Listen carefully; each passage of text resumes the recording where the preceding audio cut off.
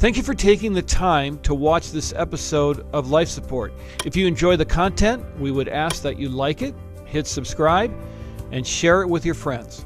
Hey, welcome to Life Support. I'm so glad you're here. What we do on Life Support is we want to talk about Christ and how he redeems people's lives, and we do it through story. And Five Stone Media, who we're going to talk about today, is great at telling stories, and they tell amazing accounts of how Jesus steps in and just absolutely changes lives. And here from Five Stone is Tabatha Perry today. Tabatha, thanks for dropping by again. Appreciate it so much. And we talked a lot about your work with prisoners in facilities last time. Tell me again how you got interested in venturing forth and being a volunteer that does that. Sure. So I started in corrections when I was 20, and it's always been a desire of my heart. I decided that I was not going to work when I had started my family. And so when my girls got older, I knew I wanted to start volunteering and got involved with Five Stone Media when we moved here to Minnesota several years ago, and just absolutely loved the curriculum of Lifeblood, where we talked about hope and family and healing and legacy and being able to honestly learn from it myself each week when I went and taught it or facilitated it. It was truly wonderful. And so that's how I started with Five Stone Media. Most people, when they think about their church's prison ministry, they kind of take a deep breath and say, well, I could never do that. Maybe I can pray, but I can't go to a prison because, they've seen it on TV, they think, right? They think it's going to be this long hallway, this dark hallway with people reaching out past the bars to try to grab them and yelling at them and banging their cups on the bars and all that. But yeah. What's it really like? And is it really that scary? So that does happen, but it's not that scary. Mm-hmm. And it's just the perspective that you go in with. I started again at 20, going into... It was the Anchorage County. Well, we don't have counties in Alaska. It's the Anchorage jail. And it was definitely an eye-opener of the sounds, the smells, like everything is just escalated. Mm-hmm. But ultimately, I've never felt unsafe I've probably been in 10 to 15 different facilities working and volunteering throughout my life. There was one scenario where it was a little sketchy, where it was someone who was associated with a gang and he had mental health issues. And so his hallucinations were escalating some things. But other than that, I've never felt scared. If anything, a lot of the facilities now are almost like a dorm. Yeah. The Shakopee Women's Prison is just really phenomenal with how they have their facility laid out with carpet, with dorm-like rooms. Yeah. Now, again, county jail is very different than prison. A jail is, someplace someone goes. It's kind of like a holding state. And a prison is more like a home for a long time. And so they do make it more comfortable in the prison. So. Right. And those kinds of things can happen on the outside, too. I mean, you run into weird people all the time, and, just walking around the cities here. So what are the people like that you encounter once you're there? Sure. So I read a book a long time ago it was actually someone who went and lived with the homeless. And one thing that really jumped out at me was when he was homeless for a year learning about them, is that no one would make eye contact with him. He just didn't even feel like a human. And so one of the things that I choose to do when I go into the facilities is look people in the eye and smile. Now, they're not supposed to engage, you're not supposed to wave, but you can give them a smile, a nod. And I think that's really important, just to acknowledge their humanness. Yeah. You can do that on the street. I teach my kids to do that with the homeless person on the street, don't just stare at them, look at them, smile, acknowledge them. There are some people that are challenges. There's mental health issues in prisons. There are probably 95 to almost 100% of people that are incarcerated have mental health issues. And so you do deal with some challenging personalities. But again, when we have volunteers go in, I'm there, people are there that are leading them. They never have to feel intimidated. And you also just trust the Lord that you're going to say the right thing, and that the staff there, their job is to maintain peace and to maintain security. And so that is really helpful. I think there's such a fear amongst people who want to share their faith, and especially in a setting that they're not familiar with, that I'm not going to know what to say. Yep. That I cannot connect with these people. But the Holy Spirit is pretty powerful. The Holy Spirit is God. And, we're promised that we have the power of Christ in us through the Holy Spirit. And so there's no place you're really ever going to be where God's not going to walk right there with you, right? And I'm sure you've experienced that. Yes, for sure.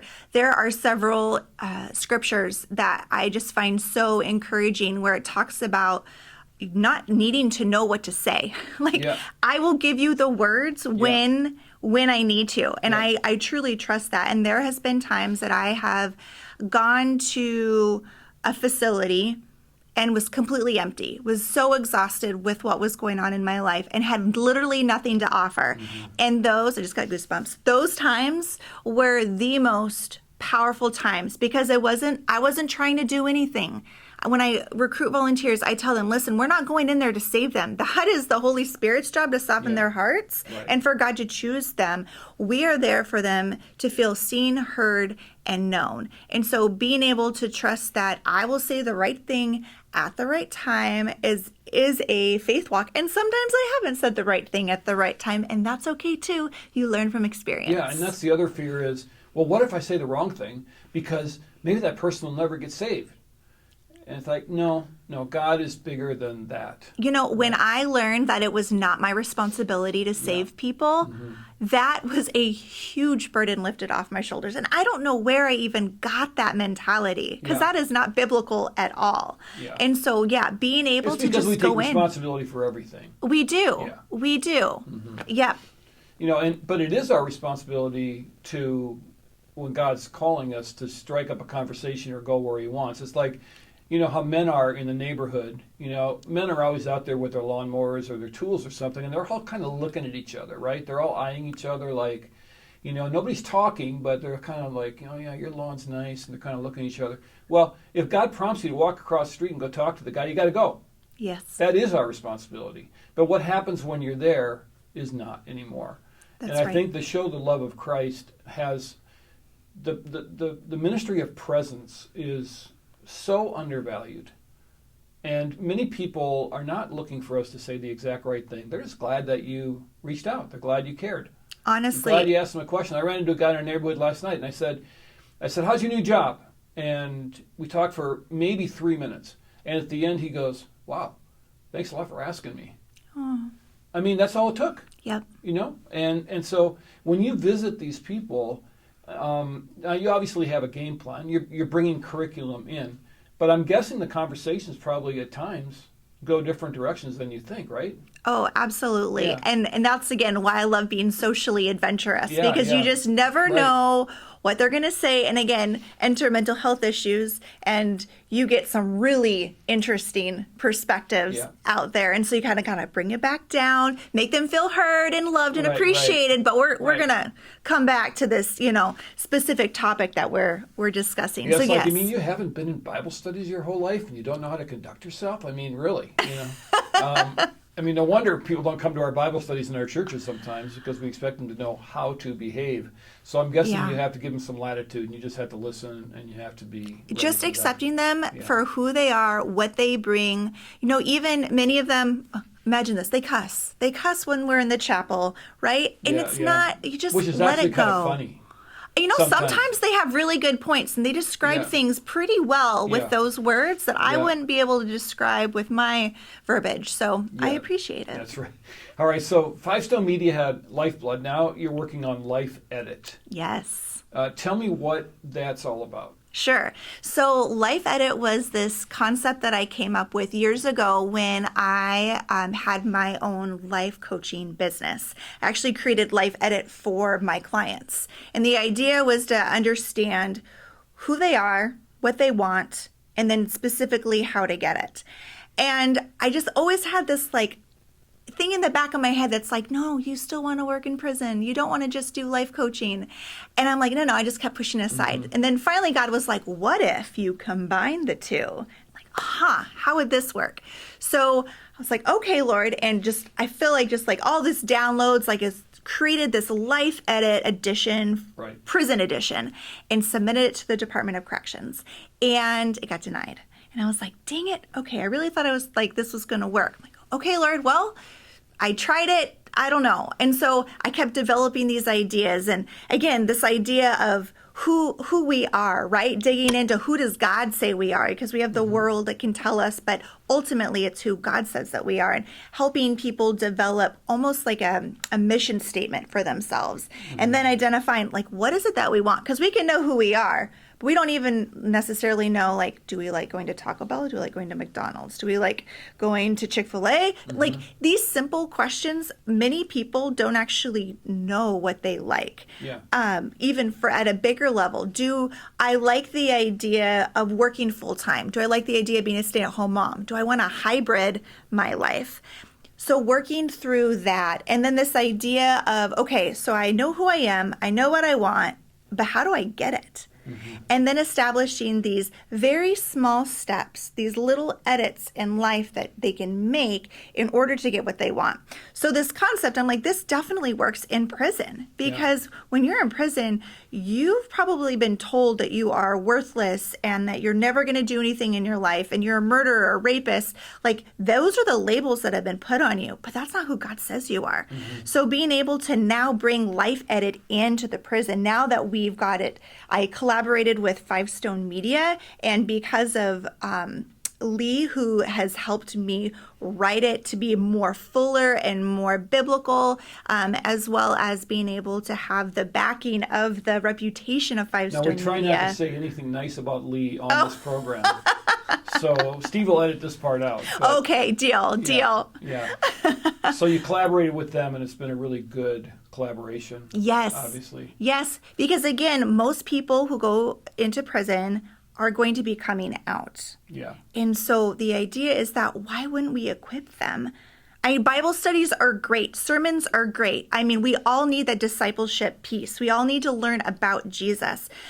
But for many of us, myself included, I need practical strategies, frameworks that my brain can go through to help me make decisions. And many people who are incarcerated never had someone to walk them through, how do you make a good choice? Yeah. Like, Yeah. how do you determine if you're supposed to do this or this? What if they're both good choices? It's easy when one's clearly wrong and one's clearly right. Right. So creating this LifeEdit program is truly helping them identify that they have free will, that they're not robots. They're not a robot to God. They're not a robot to their past.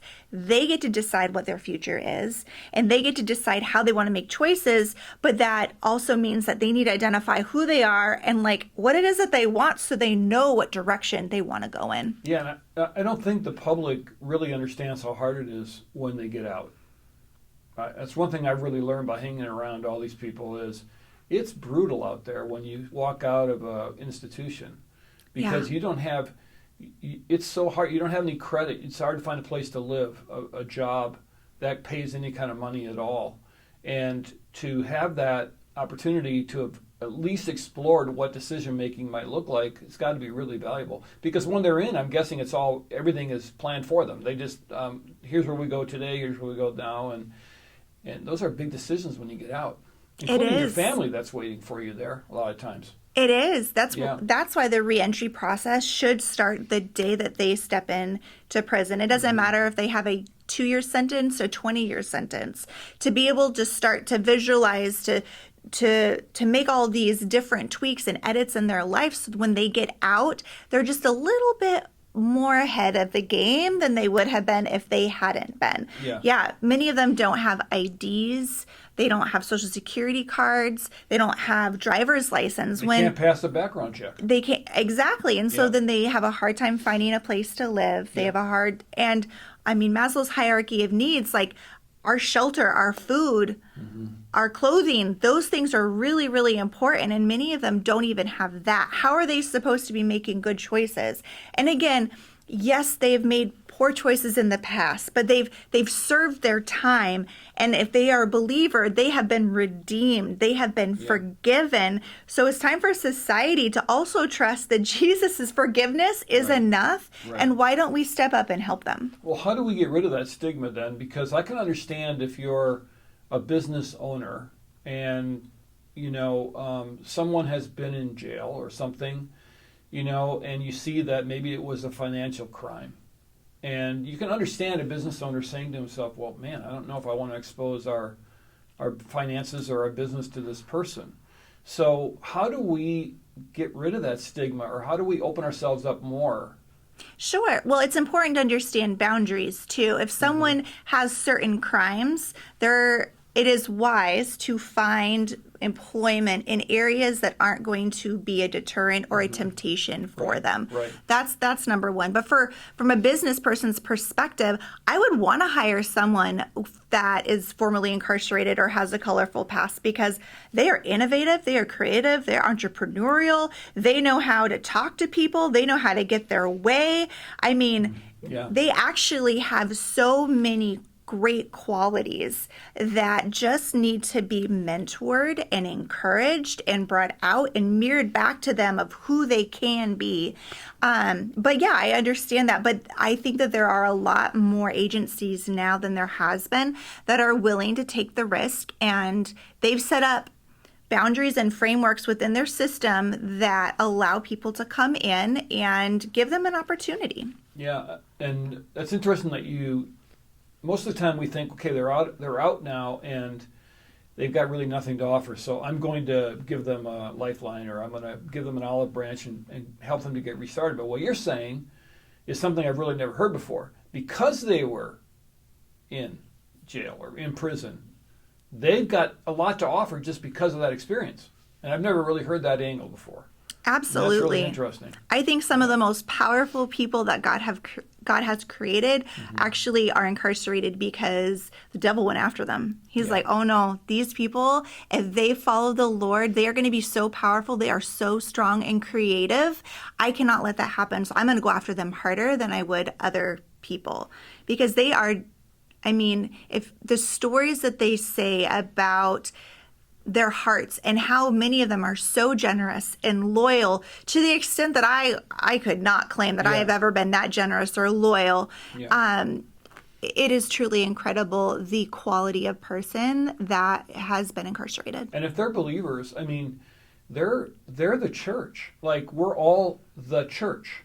They're our brothers and sisters. We're the bride of Christ. Yes. And we cannot turn our backs on members of the bride of Christ. No, but we do. Yeah. And so we just need to acknowledge that. I think mostly out of fear, though, don't you? Or fear and not knowing what to do. Just not knowing what to do. And it takes time. If I think about my season of life and all my mom friends, right? They're running around, taking their kids to activities, things and like that. How on earth would they have time to serve? Well, you know what? I have found that when God places that desire in your heart, He will expand your time. Yeah. He will expand your wisdom, and you will be able to say and do the things that you never thought you would be able to do by serving those that people want to ignore and that are invisible. Mm-hmm. God will make it happen. All right, so LifeEdit, you're working on that. How can people pray for that? So I think the best way that people can pray for that is just that we have true transformation, true heart change.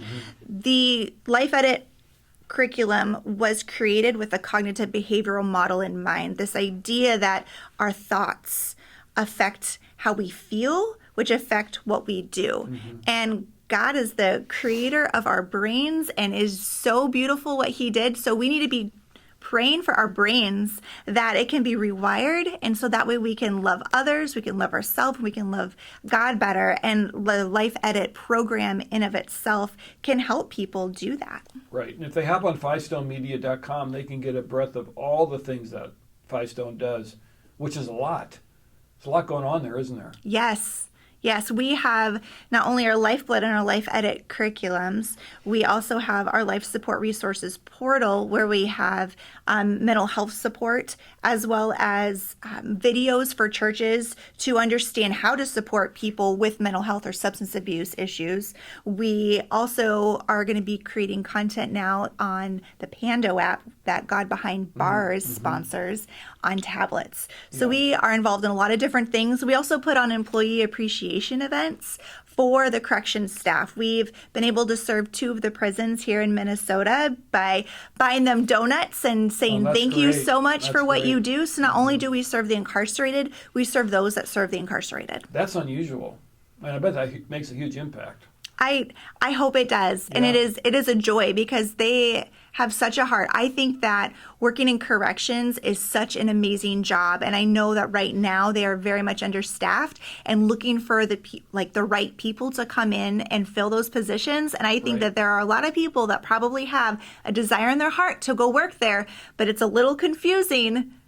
Because why would I want to go work in a prison and jail? But I'll tell you, it is life-changing if you take that step and you pursue that. You should be doing commercials for corrections. You can get a lot of people to come there and work. There we go. Yeah, so I wish you the best with LifeEdit and all the things you're doing with Five Stone. I think what you guys are doing is really important. And I mean, this radio show, this podcast comes out of Life Support.